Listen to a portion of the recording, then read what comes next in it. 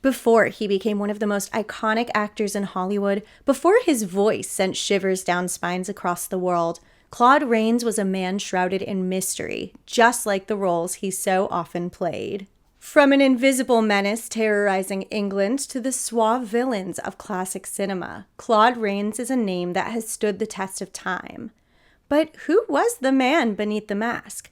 Who was the voice behind the haunting laugh? I'm Antonia Carlotta, and this is Universally Me, the channel for all things Universal and classic horror. My family started Universal, and they made many of the Universal monster movies that we love, including The Invisible Man, starring the man of the hour, Mr. Claude Rains.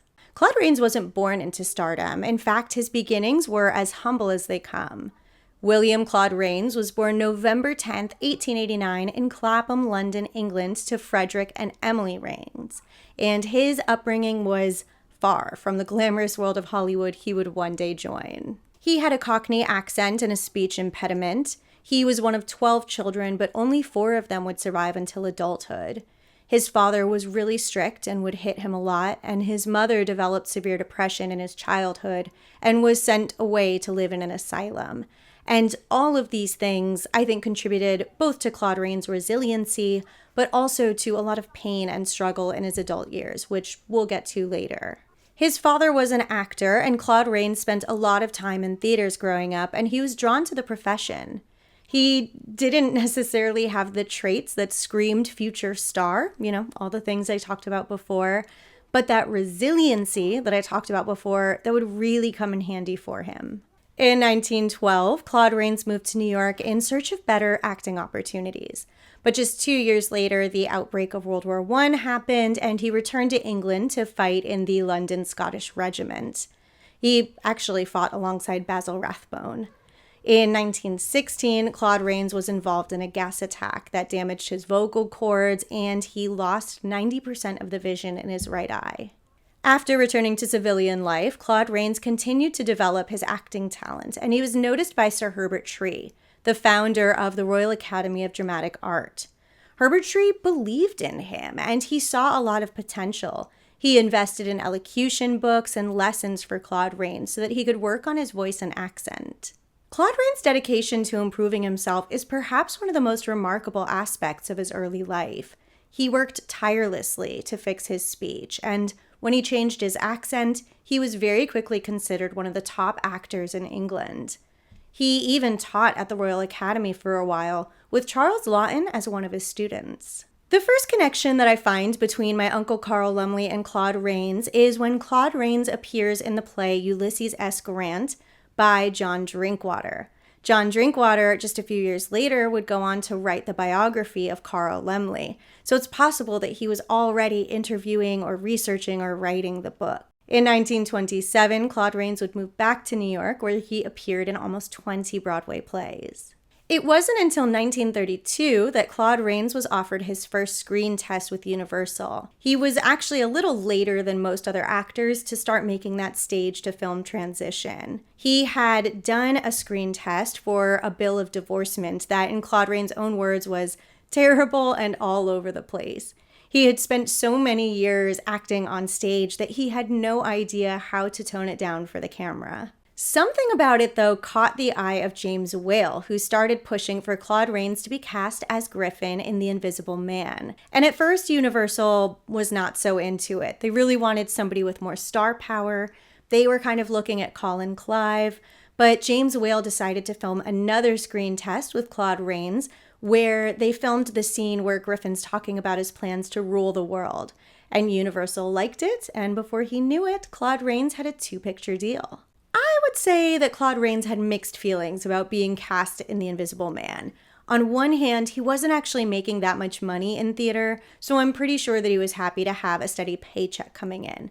But on the other hand, he was an actor's actor, as Gloria Stewart called him. He wanted to act and to perform, and with the invisible part, he didn't get to do as much of that in the way that he wanted. There's a story where at one point he asked James Whale to film something again so he could be more expressive in the eyes. And James Whale's like, we're not even going to see your eyes. At James Whale's insistence, Claude Rains watched 3 movies every day so he could better understand film technique. But he wasn't just regular acting in this movie. He was acting under layers of bandages, and sometimes he was hardly visible or not even visible at all. So while I'm sure that this built upon his later work, I'm sure it did help him, I don't know how much it helped him for The Invisible Man. But of course, for Universal, The Invisible Man was a fitting follow-up to Dracula, Frankenstein, and The Mummy. And when it was released, it was a massive success. Claude Rains was suddenly a Hollywood name. He wouldn't become a horror icon the way that Bela Lugosi or Boris Karloff did, but he did become something of a known villain. The Invisible Man was just the first of his journey into darker and more complex roles. I would say Claude Rains had made it in Hollywood in 1935 when he signed a 7-year deal with Warner Brothers that got him about $750,000, or what would be more than $17 million today. A few of his notable roles over the next few years include Prince John in 1938's The Adventures of Robin Hood, and Senator Payne in 1939's Mr. Smith Goes to Washington, where he was nominated for his first Academy Award for Best Supporting Actor. He became the ultimate character actor. He had this way of never overstepping boundaries, but always leaving a lasting impression. He never overshadowed people, but he was also not overshadowed. He played opposite Humphrey Bogart in Casablanca in the role that he's perhaps second most remembered for these days. Claude Rains had a great ability to play morally ambiguous characters. He had the right amount of villainry and charm. Casablanca got him his second Oscar nomination for Best Supporting Actor. I also have to mention that in 1943, he played the Phantom in Universal's remake of Phantom of the Opera, which for probably obvious reasons can't be my favorite Phantom of the Opera, because my Uncle Carl produced the original, my Uncle Ernst was one of the directors, and my Aunt Carlo is the prima ballerina, so it's going to be pretty hard to beat that. But I did just rewatch the new Phantom, and it is pretty good. I would say, and people at the time said, like, Claude Rains is not particularly scary. It's not necessarily as good as the original, but it is super beautiful. The music is great. The sets are gorgeous. It did get nominated for 4 Oscars. It won 2, I think, for cinematography and art direction. So worth watching. But if you're going to choose one of the two, go watch the 1925 one. Claude Rains' life appeared to be in order on the big screen, but behind the scenes, things were a little less straightforward. He had worked so tirelessly to appear strong, serious, capable, and put together. He'd eliminated his Cockney accent and speech impediment. He survived the war. He escaped his father. He excelled on stage, and he made a great film career for himself. As actor and former student John Gielgud once said, he was a self-made man who absolutely clawed his way into success by sheer willpower. But none of that could erase everything he was feeling inside. In David Scull's book, he mentions the contradictions in Claude Rains' feelings about himself. Women threw themselves at him, but he was really self-conscious about being just 5'6". He craved stability, but he got married 6 times. He had endured so much, and he'd gone through so much trauma, and there were so many ways that he fought to improve himself, but he didn't work through his feelings and instead compromised his health by turning to alcohol. You wouldn't know it from watching him on screen, but Claude Rains drank heavily, and it led to his death from cirrhosis of the liver on May 30th, 1967, at 77 years old. His daughter Jessica said, and just like most actors, he died waiting for his agent to call.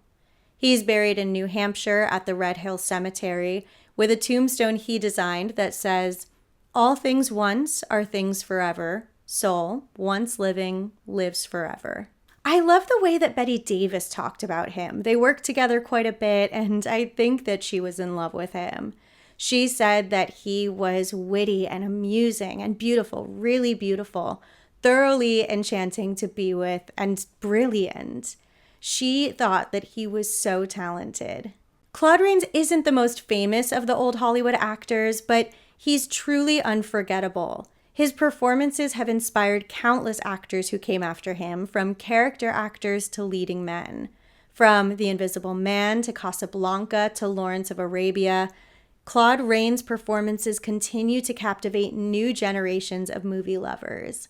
So, of course, I have to ask, what are your favorite Claude Rains roles? And you can even pick more than one because I kind of feel like he's the caliber of performer where it's too hard to pick just one. Don't forget, you can join the Lemley family with a paid YouTube membership or on Patreon. It's a great way to show your support for my work and you get bonus content. Thank you so much for watching. Bye.